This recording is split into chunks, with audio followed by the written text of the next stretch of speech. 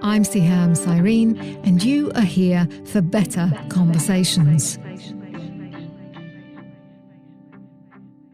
Right now, you're in their home. Occasionally, like I've had children run in, and you get, oh, sorry, oh, don't worry, I've got kids as well. And you have an opportunity to build rapport that may lead to a relationship, right? How much more are you going to get out of that? How much more can you ask them a question in that environment? I defy a salesperson to ask a difficult question, and difficult questions are the ones you want to be earning the rapport to be able to ask, because they're the ones that help you and the customer define whether you should be working together, and also set the scene of, actually, if you can handle difficult questions together, you are building towards a relationship because you've got that equity to ask that question. Good luck doing it on email. Here's 5 questions I'd like to ask you about your project. Why are you doing this? It doesn't come across friendly. I can put tonality on it and go, Dave, Sue, hope I haven't misunderstood here, but from what I'm hearing, I'm a bit confused. And can I ask you a challenging question, which will help me understand better? Right? I can do that on a call like that with them. You can feel the tone, you can see their faces often, you can feel it out that we can do this. I defy anyone to do that on a communication on email. Good luck, because it will come across as rude. While we're gifted with speech, conversations, really good conversations, don't happen as much as we'd like. In this podcast, my guest and I deep dive into all the corners of what makes a conversation awkward and uncomfortable, or warming and memorable.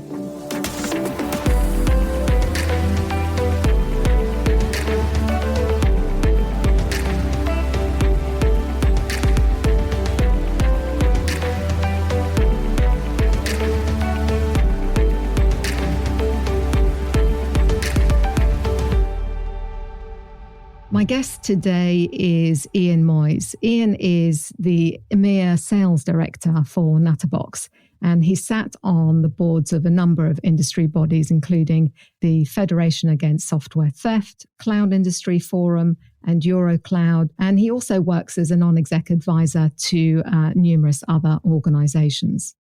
He was awarded the accolade of British Excellence in Sales Management, UK Sales Director of the Year, and in 2019 was listed in the top 50 sales keynote speakers by the Top Sales World.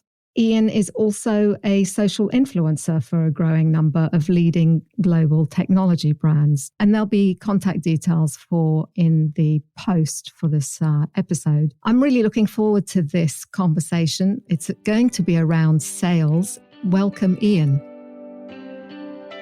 Sam, how are you doing? Good to be here. Thank you. My pleasure. So I get to talk to people about conversations in many different contexts. You're probably the first person I'm talking to specifically around sales. How have sales conversations changed in the last 6 months for you? It's been an interesting time for us all, right? So I think sales is the easiest one to adjust to the environment. Certainly field sales, there's different roles, right? But field salespeople out on the road or meeting customers, this is going to be one of the easiest changes we've seen for our individual roles, but there's a consequence, and I'll come on to, because a lot of us have worked remotely before. It just not extended. So often you'd have salespeople who would be 1 day a week they'd work at home, or 4 days a week they'd work at home if they weren't out with customers because they were remote from the office. They were regionally based, for example. They'd come into the head office 1 day a week, sort of thing. So working remotely, whether it be at home or in coffee shops or anywhere, it sort of comes with the moniker of the road warrior, so to speak, in sales. But I think the challenge has been for sales is the rest of the business, certainly at the instigation of the sudden working from home period, because we rely on as salespeople. It isn't just you as the individual that makes everything happen for the customer. You're typically the front interface for that customer, but you rely on accounts, you rely on the legal team, you rely on the support team, the infrastructure, the admin, the ops, all the other parts of your business, what makes that customer relationship work. And they weren't used to working from home en masse. So for the sales role, the big change I saw wasn't in the customer-facing one for a field salesperson, but was looking back is you being an internal customer, because suddenly You didn't just ping someone in the office, or even if you were remote, you couldn't just call in and go, yeah, who's in accounts at the moment? You'd call into a group, right? That's the way people call companies. You don't typically call, or you'd call an individual at their desk. But did you have all the mobile numbers? And then often accounts or other departments, it's their own personal mobile, right? Which you're not used to using. How often have you had to phone an accounts person at home or finance? It's not the norm. So that was the challenge, I think, is in adjusting that for you as a salesperson to do your job, the business behind you that's backing you and enabling you to be successful, that just changed. Has that made things faster or slower, or just it's a period of adjustment? Where are we at with that, do you think? So I think in the early stage, it made it a bit messy because it was, well, what do you do? Suddenly, you can't just get hold of someone. How do you get hold of them? You drop them an email and arrange, can you give me a call? Can we speak? Because you didn't have everyone in the business's mobile number in your phone. Certainly in large organizations, that's just not practical, right? You probably don't even know in a large corporate organization who you have an accounts division. So it just changed initially of how do we get back to being working quickly.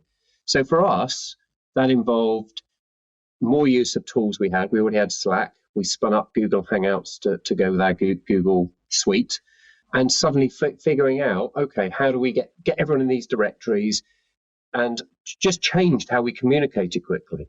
And we had to, because your business doesn't stop right overnight. Now, some businesses, unfortunately, were stopped in their tracks in the nature of the vertical market they're in. But in every way possible, you want to be there for the customer, and you need to pivot during such a change to continue business as normal as you possibly can for the outwardly facing customer, to give you the best chance to continue to be successful and trade. So we pivoted very quickly by using tools, and then worked out processes, regrouped people, and did daily hangouts within each team. So we quickly pivoted to how do we keep the internal conversation going? And I know you'll probably talk about the external, but I think the internal conversation, firstly, was the hardest one to get going, because your customers initially are all in the same boat. So I think, and I've spoken about this many a time over the last 6 months, when this first hit and we all had to work from home, customers' tolerance level, I think all of us are customers in some way, our tolerance levels were there. If you phoned a business, you would have expected some level of disruption, some level of pain, because you've just gone through it. If you do it today, 6 months or so in, I don't think we're all very tolerant, because everyone's had time to adjust, and we've worked out we want to just get on with our lives as best we can. We expect to be able to phone up a company, to phone up and get someone to fix your boiler, to phone up. I had a locksmith in at one point. The world doesn't stop, but it's operating in a different format. So the conversations still need to continue, both inwardly and exwardly, if that's the word, outwardly from your company. And we've had a period of time to adjust both people, people getting to grips with how do I do this now, processes, and also the technology. All three had to somehow adjust to enable you to keep the conversation going, because the world's got to keep going, right? It's not a case of we can all sit back and wait till it all blows over. Probably initially, I think there was a phase when people thought that, well, we'll make do, we'll get something working, and then we'll make do for a little period because this won't last long. Then the second phase sat in where actually it's going on a bit longer than we thought, but all right. And now we've all realised we don't know how long this is going to go on for and what the new norm is. Well, and for some organisations, it's likely permanent, right? Now, I mean, we are going to talk about sales conversations specifically, but I think you raise a really, really important aspect of, the internal workings working better. And I wonder whether there are some things that actually now work much better than they did before, because people are maybe, it's quicker to reach people. But then there may be some other challenges about the fact that it's not a pick up the phone and have a quick chat conversation. What are your thoughts about that? It's been a positive in that it's changed a lot of companies' opinions on recruitment. Because when it was office-based, where your office is sort of defined certainly for the back office people, you're not going to be able to employ. Are you employing the best you can get? Well, what you were doing previously was employing the best you could get within a regional distance that they could get to your office in most cases, right? How many people had their accounts team working at home? How many people had their support team working at home or their contact centre, etc.? Probably not. The people they let work at home were ones where the roles sort of made sense to do so. I've got a salesman in Scotland, therefore they cover the Scottish region, and our office is in London. Well, they can't commute every day. So just for the nature of it, it comes together. I think what this is driven is more understanding in companies of actually this could work. This remote first type approach could work. Now that means if I'm recruiting someone for the payroll team or whatever it is, where previously I'd have said they need to be physicality wise within a regional office, do we need that anymore? Can I recruit better from someone in a different location in the country? How often do we need to physically be together? Now we're all using video conference. We're all in the same boat, whether we live around the corner from each other. 4 of our team live in Berkshire near me, across different teams in our business, but we're not seeing each other because of the rules of COVID and all the rest of it. So does it make any difference that we're local or not? It doesn't. So I think it has turned to an advantage there. I think the challenge it's given businesses is how they manage to know people are being productive, because I think the doubt on remote working has always been, but how do I know they're working? How do I know they're available without micromanaging them? Mm-hmm. And that comes down, I think, to tools. That I'm not doing a pitch, but Natterbox, that's one of the things we do, cloud telephony. And we've seen a lot of businesses suddenly wanting to put a system in that enables them to know the work phone calls that are going on. Can we have all the data? Can we know that this accounts person at home spent 3 hours on the phone yesterday, who they were on the phone to, etc. So we all got visibility in the CRM system of that information. Mm-hmm. So it is transparent. We don't have to micromanage it because it self-manages, because that individual knows that everything they do is tracked as well. And they shouldn't feel guilty. They shouldn't feel it's Big Brother, because why shouldn't we have that data? Because it's of value to the business. It gives us insight, for example, into which customers don't spend much with us, but take all our time up of our accounts team, for example. So I think it's just working differently. It's like early warning signals, aren't they? Or just early signals that maybe there's a customer that needs more help, or that this account needs a little bit of extra attention. And also in this work, you need a way to get the calls. We'll talk about conversations in a second, and I've got some strong opinions of what is a conversation. But if what you don't want to do because of COVID is lose the conversation. When it first came out, I talked about social distancing shouldn't mean customer distancing, but it is. Because for a lot of businesses, you couldn't get hold of people, right? You got email us, and some today are still doing the same. Email us in your inquiry and we'll add you into a ticketing list, and at some point down the line we'll call you back, because our people are working from home and we haven't adjusted the processes and the technology to enable us to enable you to phone into us and then route the call to them, because physically all our systems are located around the office. Mm-hmm. So a lot of businesses have been customer experience for them has been hampered, if not absolutely ripped apart, based on they were so embedded with old systems and processes that the customer is now suffering 6 months on, and it's not acceptable. No, there's definitely infrastructure issues there. Let's turn our attention to the quality of the conversations then, Ian, because the question that's in my mind as I'm listening to you is, if we're now all remote and relying on tools to reach people, does that mean we have to be better at conversations, whether they are text-based or voice? So this is where one of my bugbears has come. So first one is, what is a conversation regarding when compared to a communication? Too often I hear people describe, and this it comes down to the verbiage people use, where you'll speak to someone. Think of me in my sales role. If you speak to a salesperson, go, have you spoken to X, Y, Z? What's going on with X, Y, Z? Oh, I chatted with them yesterday. Yeah. Or I had a conversation with them yesterday. The phrase is easy to say, chatted with them yesterday, and this and this and this. And I've learned to question that and say, when you say chatted, what you spoke to them, and how many times you go, oh no. I sent them an email and they responded and we went back and forth a few times. That's not a conversation. That's a communication. A conversation is how we're having now. You can interject. You can hear my tonality. You can hear, if I was really not happy about this, you can get not the words. I said it there, but just from the tonality, you can gauge things that you cannot do in an email. And it's very easy for people to get angry in an email, right? How many times people listening to this have had some conversation, customer support, whatever, where is an angry email, and how do you handle that when you respond with an email? Well, I'd suggest you want to change what I call change the channel, because if it looks like they're angry there, the first thing across my career, if someone's coming across frustrated, they're not getting what they want, whatever, is get them on a phone. Because more often than not, when a human being's having a conversation, they don't react that way, right? How many people in restaurants? How's your meal?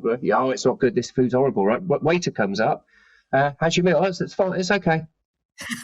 People don't like confrontation, right? But it's easy to be a keyboard warrior. We see it on social media all the time. The example I give is if you're walking down the street and someone walks towards you, you don't physically bump into them, right? You might shuffle each way, but it turns into a joke of sorry. You both say sorry because you both went the same way. If that's in a car, the anger level goes through the roof overnight because you don't see it as an individual. It's not a person you're dealing with. It's this vehicle. We're in a bubble, and I love that example. And it's one I use a great deal of how much more colourful our language can get when we're in a car, because we can. They can't hear us. There are no consequences other than we let them know how angry or upset they made us, and we drive on. But it does, this reluctance to pick up the phone. Why do you think that is? Well, I think firstly, you're in your home environment. Right now, people have been put in their home environment, and it's very easy. I'm going to go through a plethora of things here, right? There's a number of things. One is people tend to respond on the channel something comes in. How many times you switch the channel? So if you get an SMS text today on your phone, I will take a bet, and there's logic to it. You'll reply as an SMS. If you get an email, you'll reply as an email. If you get a Slack message, you reply as a Slack. People by default, in the majority, will reply on whatever you send them. And you can test it, right? Send someone a WhatsApp message. You're not going to get a text back. You'll get a WhatsApp. It's natural. So here's the problem.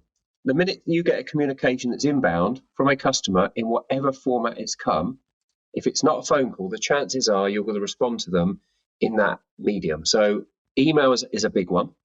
So you'll respond to them on email because it feels natural. But how many people stop themselves, look at it and go, actually, this would be better dealt with in a different way. So I consciously, I'm guilty as well, right? It's habit.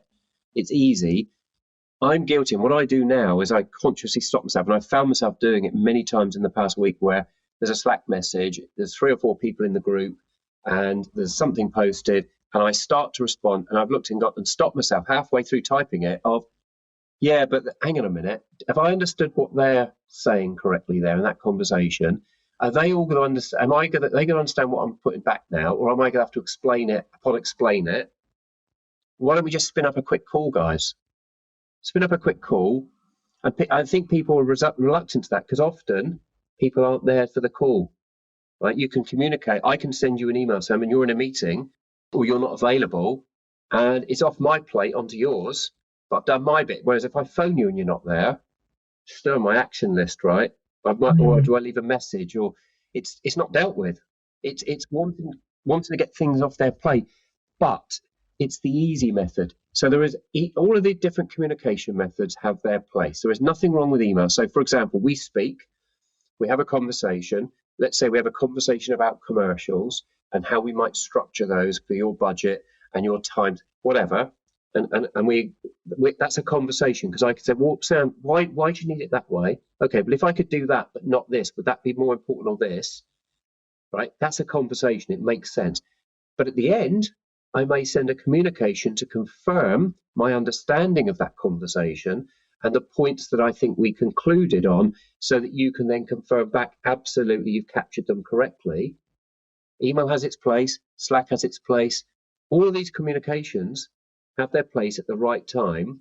But two things. One is, don't think of communication as a conversation. And two, be prepared to change the channel where deemed appropriate for a better outcome. And those are the two things I think people aren't doing enough of, that is leading them to more and more electronic communication.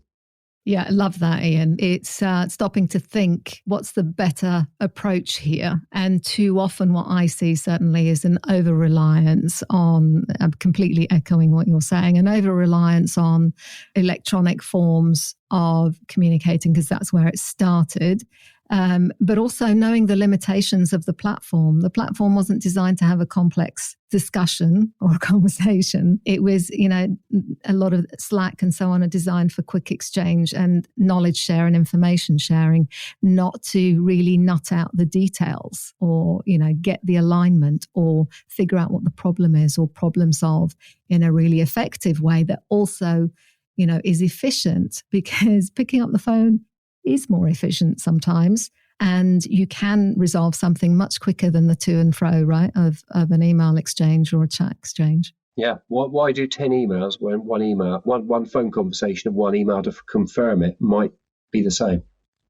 So you coach teams in sales. When you're talking to them, we've talked around, the process and the sequence of things and what you might do next, and where electronic exchange works to capture what's agreed and so on. What about the conversation itself? What does a really good conversation with a prospect or a customer look like or sound like? For me in sales, these are the basics, but non-sales people may not have ever come across these. But number one is, you have two ears, one mouth. So translates into listen a bit more than you speak. Because too often I think the sales environment, sales hasn't been seen as sales gets a bad tarnish, because whereas it should be seen as a qualified profession, which some bodies that I'm part of are trying to profess for, that there are certifications and, it is a profession, but it's seen as people pitching. Let me tell you how fantastic this is. Boom, boom, boom, boom.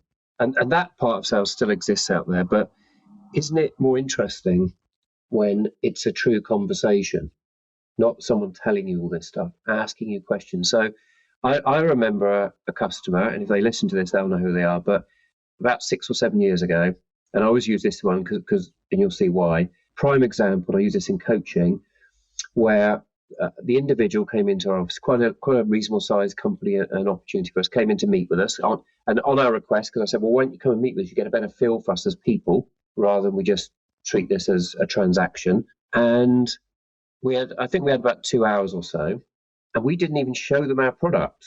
Okay, that's what he wanted. I want to come down to get a feel for you and see where this fits to start off, whether you're in the mix for our business. And we sat down, we had to get your coffee, and we asked questions. And said, well, why are you doing this? Help me understand why you're even doing a project. Okay, and then another question. And based on what we got, we were listening to the answers and questioning and probing it more. So, but why wouldn't you do that? Why would you do et cetera, et cetera, et cetera? Why, when, if, what? We spent 2 hours, and at the end, this is the bit that I learned from. The individual looked at us and went, do you know what? We've run out of time, but this has been really interesting, because the other 2 or 3, I can't remember if it was 2 or 3, but it's several they'd already met. The first thing they did was whacked up PowerPoint and talked about them. Then they got into a demo to show how wonderful they were and how big all these wondrous customer names they had. I feel exhausted, but you've asked me questions I don't know the answer to that they didn't even ask. And you've challenged me. I've got to think about some stuff that makes me think about, we don't know everything we need to know about this project because you've asked me questions.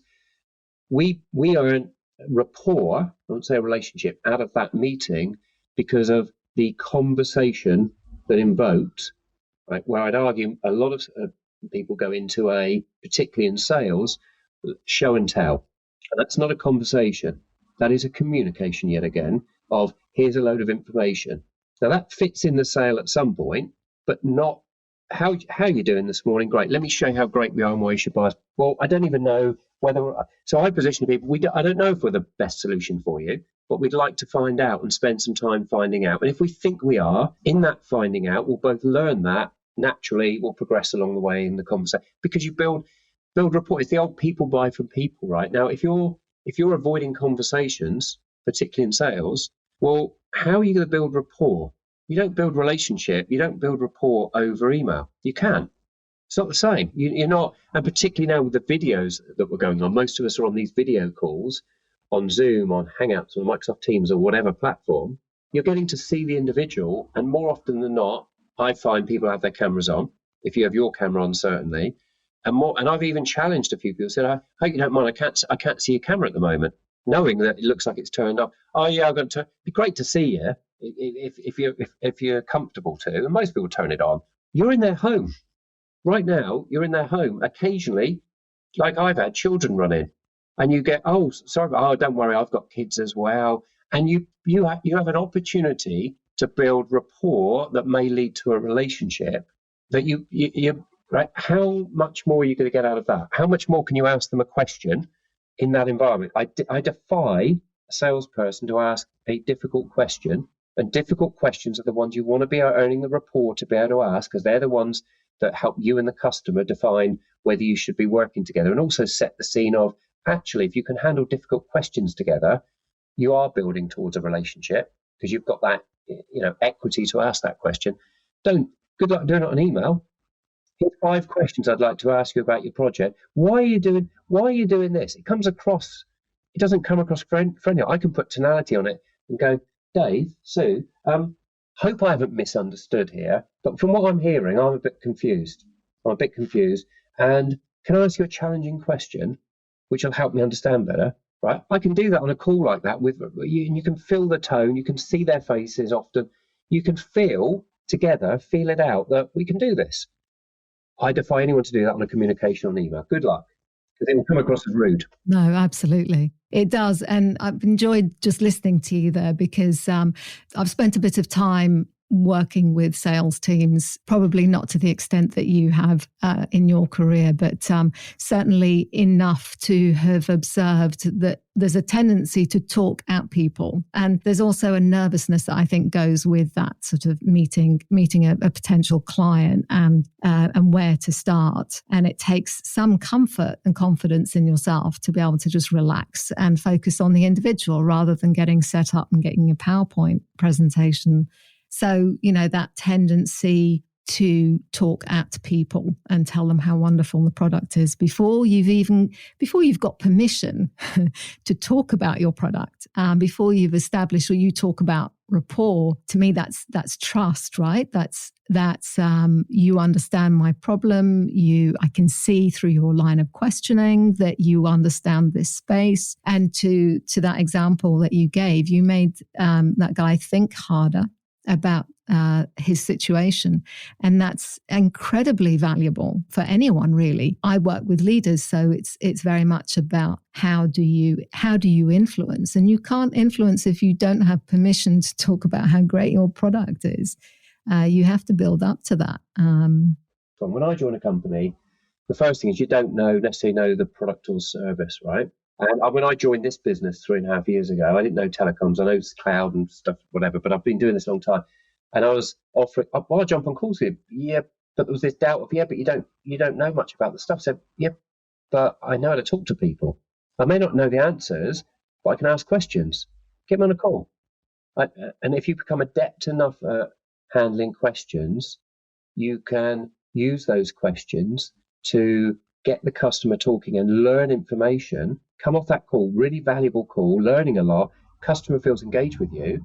But the fact I didn't know if they're going to, the fear of not knowing, well, yeah, I don't know all the features, functions, and all the bits and bobs we can do. But I'm not going to tell them that. Why am I telling them that? I'm going to ask them loads of questions. What are you trying to do? Why? If I come away with all that information, I can come back to them again. Oh, we've run out of time. Well, I'll tell you what, I've learned a lot. Thank you about your business and where you're heading. What I'd like to do, if I may, we'll have a follow-up call, but let me look at the notes I've taken. Let me confirm them back to you for clarity, so you can say, yes, I accurately captured them. And then when you've done that, I will come back to you with if there's any areas of red flags where we don't think we're good for you, but where we are strong. And then we can have another conversation around it, right? I didn't need to know anything about the product to have that conversation. All I needed to do was be adept at understanding the structure of a conversation and how to frame questions. You don't even need to know the detail of your product to ask the question, because I'm not going to say, do you need this particular function? I'm going to say, how do you want your customer experience to look? What would you like it to be like? What isn't it doing today? What have you seen in others that you've liked, that you really want to do? What's your outcome you're trying to get? Question. And they'll tell you stuff, and what they tell you inevitably will lead to, if you listen, to another question. Well, it's interesting you said you really want to do that. Why do you want to do it that way, out of interest? Not saying it's good or bad, but I'm just curious. What led you to that decision, that's the way you want to do it? You don't want to take calls from customers under that value, and you want to put them to a call center, or you want to do that. Whatever it is, it's questions again. It's easy. If you're armored with, I'm happy answering questions and listening, active listening, you can jump into conversations that you're not an expert in and come out of it at the end with more information than the expert got. I love all the examples you gave, Ian. There's a lot of rich stuff in there, and whoever's listening, there are rich pickings in so many of the examples that you gave. And I'm curious to understand from you, are these the kinds of phrases when you're coaching people? Are these the kinds of phrases that they find helpful, and how easily are they able to adopt them? Well, the first thing is, the person you should be asking is them, right? Because I'm biased, but coached a lot of people over the years, and I'm still learning. So I'm not professing in any way I'm baked. I'm still attending training sessions. We're using a coach at the moment who talks about language and dialect and how you use language. So it's not clever sales skills. It's the words that you use are what influence and how people receive those words.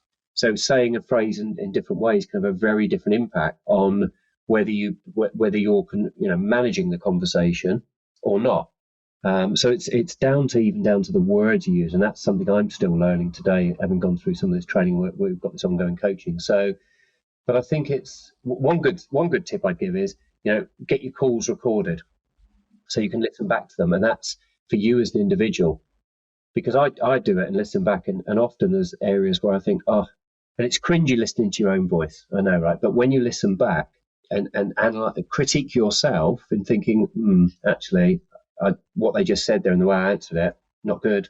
I should have asked that in a different way, because you learn from it. You do learn from it, and it's a technique I get leaders on my course to do.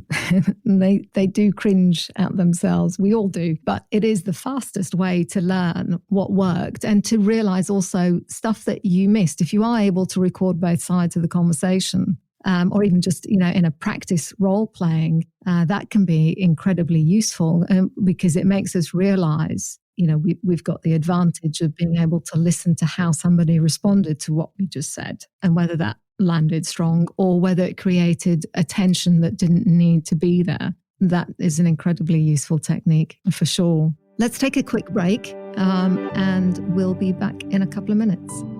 Better conversations. We all want to have them at work. Have you ever felt dread about an upcoming chat with a colleague you needed to have, or had that sinking feeling when that meeting didn't go as well as you hoped? When we can provide a safe space in conversation, the other person feels able to open up without fear. As leaders, part of helping our team do their job effectively is to motivate and guide our people to deliver on their goals. And when we have successful conversations, we become more influential, encourage deeper collaborations, and foster true connection at work. Did you know it's the #1 skill that sets the top leaders apart from the rest? That's why we've created a 12-week online course hosted by executive coach Sehaam Cyrene, helping you to navigate those tough conversations with skill and compassion. Enroll today at leaderswhocoach.today.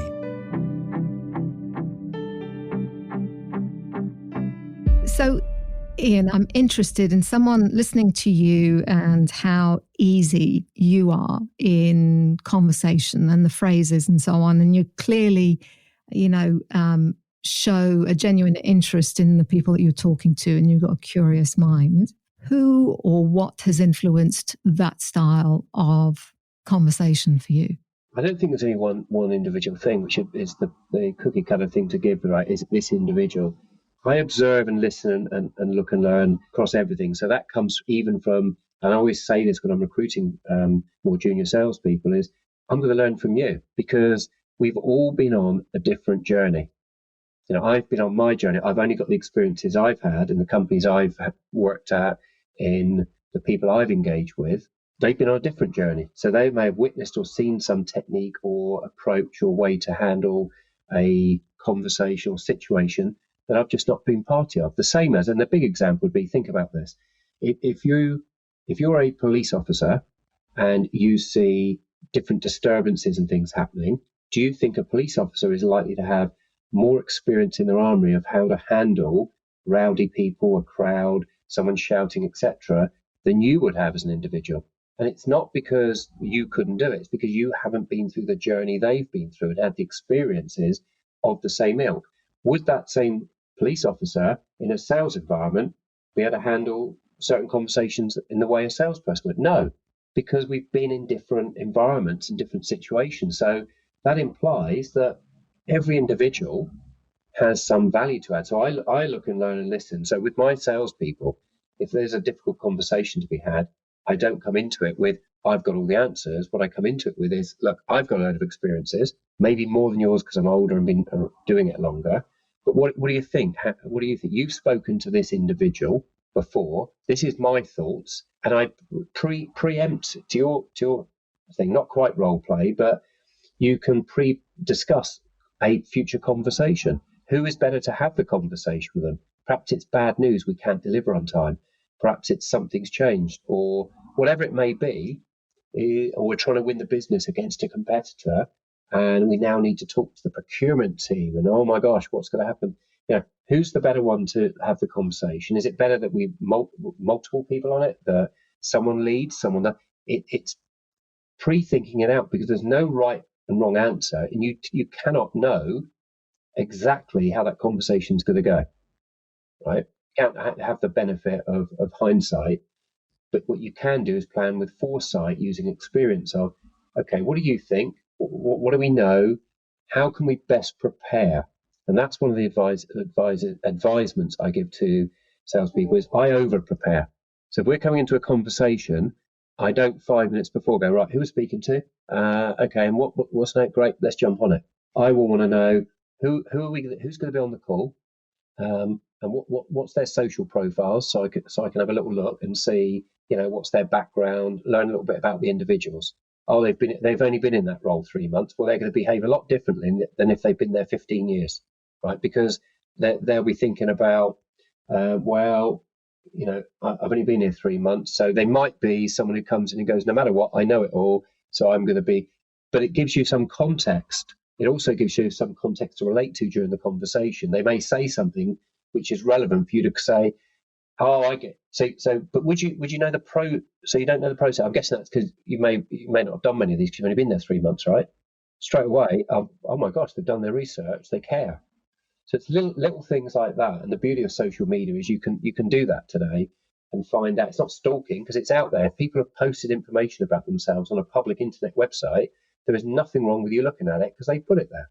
So I want to be pre-prepared for conversations because they make them better conversations for you and the customer. So I'll often will spend, it's not been unknown to spend several hours going through who's going to be on it. What have we discussed before? What do we think they want? What's the challenges we think they want? What's the 10 things that we might ask if we were in their shoes? And I've had one recently where I did all that preparation, right? We get on the call and really easy, and we didn't need to do any of the prep. But I said to my team member afterwards but I tell you what, if we hadn't done the prep, it would have gone the other way. It would have been the one call we needed the prep for. The fact we did it, customer doesn't feel any different, but we went into the call more confident that we were prepared for any of these things that may come up, to be as professional and prepared on that call as we could.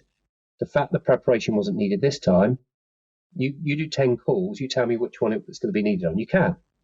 It makes conversation stronger for both parties if you come into it prepared and you know more. love, again, music to my ears, Ian. It's the preparation for it. That chance to be able to think about stuff, with the team, because everyone has a different, maybe bringing different competencies or capability to that meeting. Someone may be more technical. Someone may have a broader understanding of the market, and everyone has a role to play. If they're going to be there, they have a role to play on both sides, right? Both on your side with the sales team and the prospect or client on their side and what they need to understand. So being able to know who's going to be there, what their roles are, and equally, are there people on the call that don't need to be there, that maybe create more noise than there needs to be? I think also for many people doing that preparation, people come into conversations to the point we discussed earlier where, well, why don't, they do it on email or whatever, why get on a conversation? Well, often people, I think, avoid a conversation because they feel uncomfortable. Perhaps my knowledge is to be tested. I'm new to this. Maybe I'm going to come across a feeling a bit silly, or they're expecting the customer to be unhappy with what they're going to tell them, or the customer's already unhappy and has said that. People avoid confrontation and avoid things where they feel they're going to be uncomfortable. Prep more, takes an element of that away, and go into it with a positive mind. I've had so many calls where across all my careers, where I expected the customer wasn't going to be happy about something, or I'd been prepped. Even worse, someone had said, be wary because I've dealt with so-and-so before, and they're not going to make it fun for you. They're going to give you a hard time. How many people being told that and then come onto that call, or try and avoid the call, or get someone else to do it, or can I do it?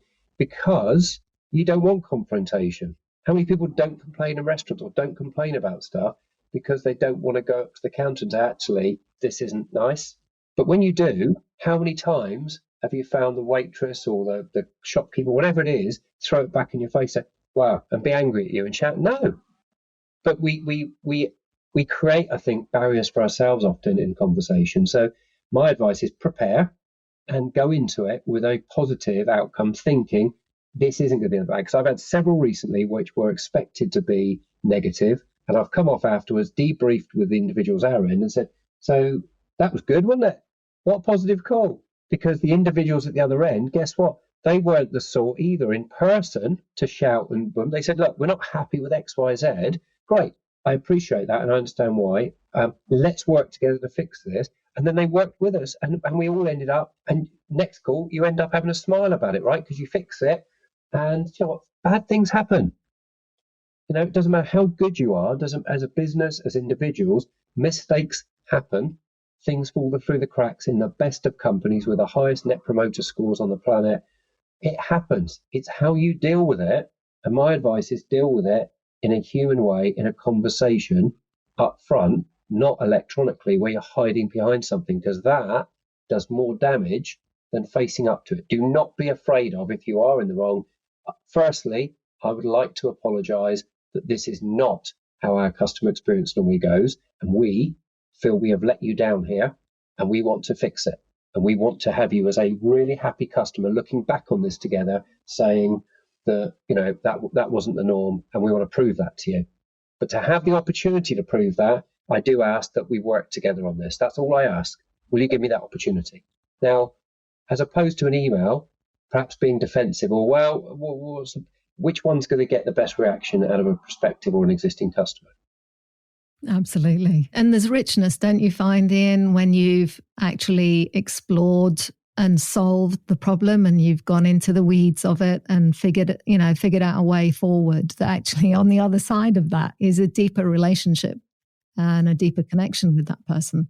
I will always, and it's forced myself, is whenever there's potential conflict, force myself to, I will be on that conversation if you want me.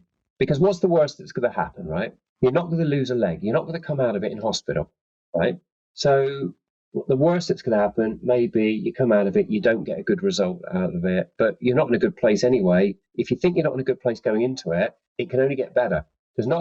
But by avoiding it, it's not going to go away. It's not going to fix itself. Face up to it. And I find the human being, in most cases, the fact you're willing to jump on a call. I've had people say, do you know what?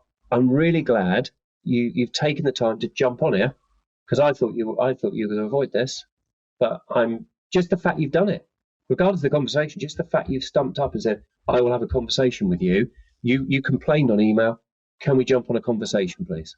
Rather than replying an email, which is the thing they're expecting you to do to a degree. And I do it when I complain about stuff or raise stuff, right? Is how many times do I get a response back in the same format and don't get someone saying, actually, just trying to call me, perhaps. I got your email. I felt it was more important that we had a conversation. Please do. I'll drop you another email now as I've got your voicemail, but please do tell me when it's a good time to have a conversation. I think it will be more beneficial for both of us to help each other come to a resolution. What a difference. Straight away, I'm thinking, whoa, they care. Brilliant phraseology, if I can put those words together or even pronounce them. Absolutely. The bar is low. As you say, they're expecting to not be surprised or delighted. And the fact that you pick up the phone can remove the sting, can, make people drop their anger levels and their frustration levels just because you picked up the phone. You bothered, you cared. So, love it. Absolutely love it. You touched on earlier, Ian, the importance of the choice of words and the sort of construct of sentences and so on. Can you say more about that? It's thinking about the verbiage that you use, I think, and slowing conversations down a little bit to think about the way you phrase things and how it may be received. Because often the way you say something isn't how it's interpreted or received, particularly when there's colloquialisms or you're dealing across region. You're dealing from one country to another. And I don't think people inherently are that different in different countries. But what I've learned is that when you're dealing with someone in English, and that's not their native language, and they are more fluent than I am in theirs, whether it be Spanish, French, German, etc., but that they're not absolutely as fast as we are with it, to slow down and try and think about using words that make it clear what you mean. Because it's very easy, purposely talking at a slower pace now, it's very easy to get excited, particularly in sales as well, when you know your subject, and to rattle things off when you're not realizing that.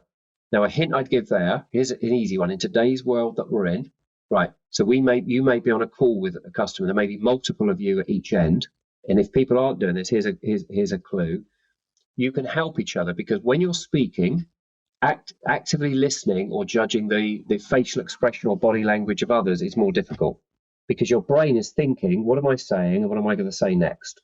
So I've done this for years with salespeople, and then I'll come on to what we do now, where I'd say to them, if we're going to if there's important meetings coming up and there's 4 or 5 people, let me or a technical person, you may be able to handle the stuff yourself, but let's tag team.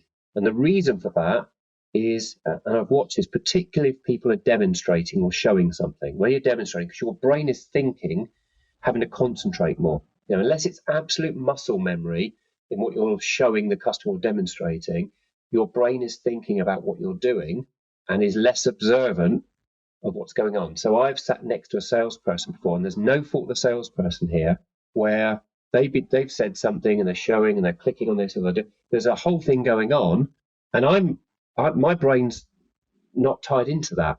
So I've got more thinking capacity. I'm not doing that, right? I'm not rubbing my tummy and my head at the same time. I'm sat here observing, and I've stopped the salesperson. Whoa, hang on a sec. So sorry, Sue, I noticed there that you both reacted, and there was something.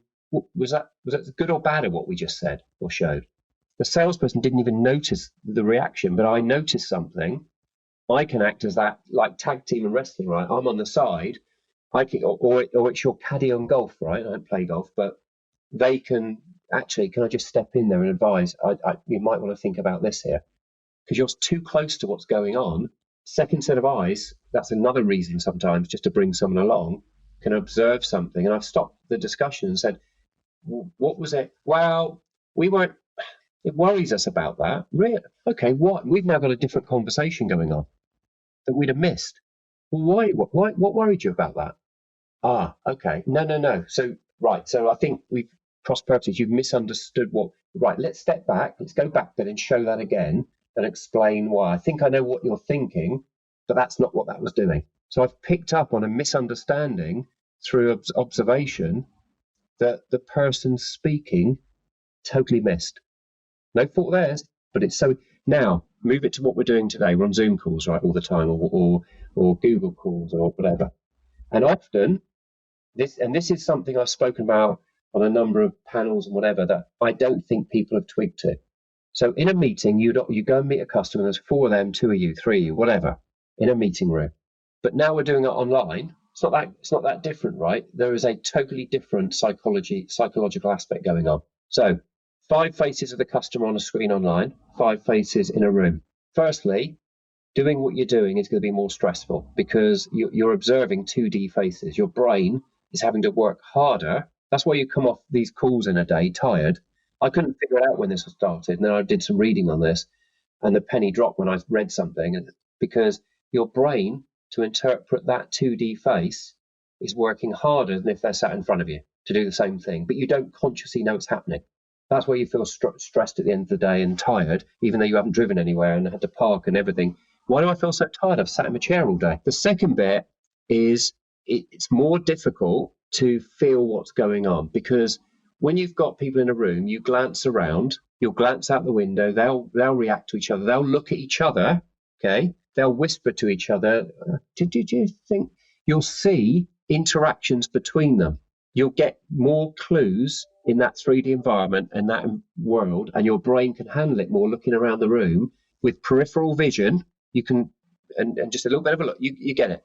On a camera with 5 people, you are going to miss every nuance coming up, because you can't tell if they're concentrating on, you can't tell what they're looking at, you can't see that they've just glanced at a colleague as though there's a knowing look. Was that knowing look because they didn't like what they saw or whatever? What was it you spotted there then? You're never going to see that because they're not looking at each other. What you also don't know, whether they're on communication together, Slack, whatever. And that's what I suggest to people, is be aware that if you've got 2 or 3 of your people on a call, be on another communication method at the side. Because, for example, your colleague starts talking about something and you observe, actually, but the faces and the body language I'm seeing, this isn't what we're answering the wrong question. We're answering the wrong question. You can Slack them, say, pause a second while I ask a question, as opposed to interrupt. You can still have communication going on that you couldn't have if you're in front of them. So it's a different way of handling it, right? But you want the best outcome for the conversation. They're compensatory systems, aren't they? They're allowing you to get some information, but I completely agree with you. I think this staring at a screen is exhausting. It's quite stressful for a lot of people to spend that time, and your brain is having to work extra hard because most people are quite expressionless on a video call. And so not only are we just not getting the body language, it's actually incredibly poor, right, in terms of interaction, quality of interaction. Even if it was non-verbal, you were much more aware of it in person, right, where your body is reading it. You're getting a sense or a mood or a shift. You don't even need to have that person in your vision, but you can sense that they've shifted and something's changed, and you can respond to that. And we don't have that at all. It's a much poorer environment. And this is kind of to my question at the beginning, Ian, was, do we have to be much better at conversation? I think you've just explained, yes, we do. And we also have to adapt to the environment by having other ways of communicating between us as a team. Are we, showing up at our best for the customer here? You've got to understand that when you go to meet a prospective customer, you typically think about what happens. You'd meet them in reception, right? They'll come down and get you. You'll walk through the building, or their PA might, but often you'll walk through the building, have a chat with them. How you doing? God, yeah, how'd you get here? Oh, it's a nightmare. Thanks for giving me the parking. There's that warm-up piece, and then there's the warm-down piece at the end often, right, where they'll walk you down as well. There's other things go on, or someone brings coffee in the room. There's different respites and there's a different ebb and flow to the in-person meeting, which we're trying to replicate now electronically. And you need to just think about that it's if the call goes on, it's a long call, and you're managing, don't feel bad about, think about how many times have you said a long call, guys, do we all want to take a 5-minute break and get a coffee and go to the toilet? I just offer that up to them, because it's on a call. You just keep going, right? It's Well, we do. you Yeah. go into a different psyche. So it's thinking about how do we use? Yes, we're in a different environment. How do I use this differently? What do I need to do differently? Give it some thought about how do I make the conversation and the engagement as valuable as possible to both parties. Because if you do a demo, if it's a product where you demo, and ours is, we demo the product when we've got what they need. And typically we do it in a room, right? You go and meet them, you do it, it's up on a screen, and you pause for a bit and look at them, and you see them in glorious 3D, full size. Well, when you do this on a screen share, if they are on there on video, they go even smaller. They go really, really small. So it's even more difficult because the screen share is taken over for you to see any reaction. And the reaction isn't between them because they're in different locations. So it makes the whole interaction piece and reading, what should we do next? Should we stop? Was there a question we should ask? Interpreting the ebb and flow with the customer's input is difficult. So you've got to work even harder at it, be even more prepared.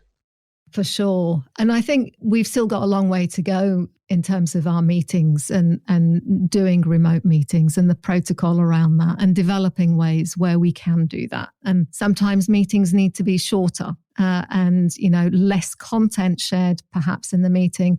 And if they do need to be longer, then why not take a break and just, as you would any other time, say, look, we'll go till past:30 and then just see if we just need to take a quick break. That's possible too, right? That can refresh, that can give everyone a chance to connect you with the team and say, how's it going? What do we think how's this landing? But also to allow for a little bit of a side check-in as well with our main contact potentially. I don't know, I'm throwing up some ideas just from listening to you. Here's something in those instances. There's nothing wrong with having a pre-conversation. Right. If you're going to get a group of people involved, too often I've seen what happens is it gets arranged and then everyone just jumps on. Well, from the client side, why not have a pre-call with them and have a conversation around this call we're going to have with four of your colleagues. What we want to make it as productive as possible in the time that we have for you and your colleagues. What is it? What do you want to cover? What's the most important 3 things that you want to achieve from that? And I've even gone as far in the past with people prior to COVID and all this stuff saying, look, we're coming in to meet with you. You've got 6 people in the room. Would you mind? It often helps us to not waste your time, to give the most to every individual. What are the top 3 things each individual in that room is going to want to take away from this meeting? Also, 3 things, because they won't all be the same. There'll be some overlap. So it won't be if 6 people, there's 18 things. It might be there's 9, right? Because there's overlap. But would you mind? Could you do that for us? Could you ask them and give us that list? Because then what we can do is we can focus on. We already know coming in. We're not finding out while we're going through it. We will focus to make sure we cover all of those things off in the most pertinent, timely fashion for you, so everyone leaves that meeting with value. Right? That's again, it's preparation, and it's not rocket science, and it's not something you can't do, and it gets you another conversation with that individual to show your professionalism. Who's going to say, I think that's a rubbish idea? At worst, they're going to say, yeah, I don't know if we want to do that because we're not doing that to other parties. It'd be unfair. Or, yeah, well, I can tell you what they are now because I think I know what they are, and that individual then assumes they've got it, and they may not have done. But the fact you asked the question, if nothing else, shows professionalism. And sometimes you're going to get a goldmine of information that lets you have a much stronger conversation with a group. Because with a group coming together, what I have witnessed is often the group is not in sync in the first place. They find things out. I've had rooms of people where they're discussing and someone throws something out and they go, well, I thought you did it like us. No, our region does it differently. What? They're finding out stuff amongst themselves because often, depending what the project is or what it is you're engaged with them on, those individuals, you can't assume every week they all sit in a meeting together. They may not. Some of them may not have been in a meeting with the others at all or for a year because they're different divisions for some reason. So how do you bring them together? Because I've watched chaos in a room. I've learned the hard way where a load of people from the same company I've watched them introduce each other as they come in the meeting. They're coming into this meeting for this project to work together on this decision. And they're introducing each other. They've never met before, right? So how aligned are they, therefore, for your meeting? And if you're the first people they're meeting, even worse. because they're finding their feet together with you. Get them to do some pre-work for you, because the pre-work they do helps you do a better job together with them. So the conversations, do everything you can to ensure a conversation you're about to have is the most fruitful for both parties before you get there. Love that. And takes the risk out of some variables or unknowns or, unexpected things, as you were saying. People are meeting each other for the first time. Or I'll tell you an obvious one is, you never know, you might find out actually it's the wrong meeting you don't want to go to, because stuff comes out that you then have a different conversation. We say, thanks for all that information you've shared with me. Can we jump on a conversation and talk about it? Because I've got some concerns. And it might be, here's 10 things, and 4 of them are absolutely, this doesn't look like this is a project for us. Can I have a conversation about it? And they might at that point say, oh, no, they were nice to have, we didn't care. Or, oh, no, we thought you did that. And particularly in the old world where you might drive for 2 hours to get there, better to find out then than in the meeting at the beginning, when quickly you feel very uncomfortable. It didn't give you a good conversation anyway. Deal with it beforehand. Right, you're fulfilling the role of being that trusted advisor, right? That's either guiding them about how to pull the group of people together, sometimes even thinking about who they want on their side in those meetings, right? Or who are the influencing stakeholders who need to be present, or the potential obstacles that need to be addressed, for sure. I feel like we have to do this conversation again. I think a lot of your suggested phrases and the way you've demonstrated how you maneuver and move the conversation forward is really insightful and valuable. But to wrap up, is all good things come to an end, for now anyway. What would be one key message about having better conversations that you'd like to leave with listeners? I think the big one, and we've already discussed it, my bugbear is understand that a communication is not a conversation, and identify in your own mind, find yourself stopping yourself when you think, I'm about to do a communication. Should this, every time, if you can just think, should this be a conversation? And if your brain immediately says, yeah, it should, usually they fall into the one bucket or the other so easily. And the minute, yes, it should, then make it a conversation, and you'll get much more value out of your interactions. Brilliant. Thank you so much, Ian. It's been an absolute pleasure to have you on today. Thank you. I hope you enjoyed today's episode of Better Conversations with me, Sehaam Cyrene. And if you did, leaving me a lovely review and rating on Apple Podcast will help me reach more listeners who want to have better conversations at work and in their private lives. You can check out show notes at betterconversations.co/podcast. If you're a regular subscriber, brilliant, lovely to have you back. And if this is your first time, hit subscribe, leave a review and tell a friend. A screenshot and an Instagram story would be going above and beyond, and I would be very grateful. Please tag me at Sehaam Cyrene, all one word, SEHAAMCYRENE. And of course, I'll tag you right back. So, what would you like to hear my future guests and I talk about? Or perhaps you would like to be my guest because you've got a strong point of view that you'd like to share or kick about with me on the podcast. Drop me a note, podcast@betterconversations.co. I'd love to hear from you.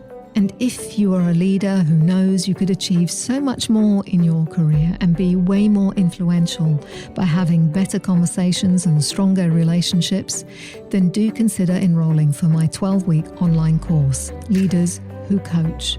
You'll find the curriculum, videos, and a whole load more at leaderswhocoach.today. Thanks for listening. I'm Sehaam Cyrene, and this has been A Better Conversation.